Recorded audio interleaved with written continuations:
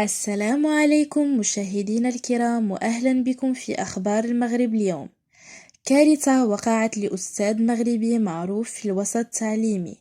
ما وقع لهذا الأستاذ المسكين يكسر القلب. كان فقط ينوي تمضية بعض الوقت حتى أصبح جثة مبحوث عنها. قبل ما نبداو دعمونا بالاشتراك في القناة وديروا لايك للفيديو وفعلوا الجرس باش يوصلكم دائما جديد أخبار المغرب اليوم.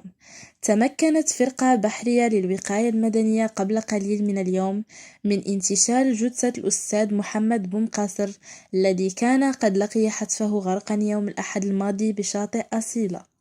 وكان الضحية قد توجه إلى شاطئ الرحمون الصخري بهدف صيد السمك فقط، لكنه تعرض مع الأسف الشديد للسقوط والغرق.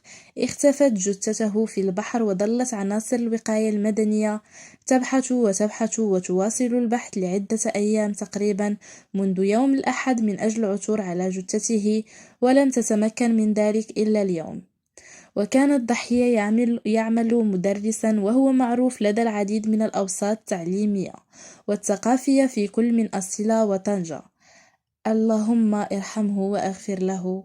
الموت واحدة والأسباب متعددة.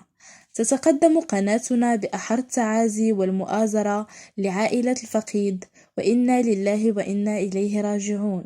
شكرا لكم وإلى اللقاء.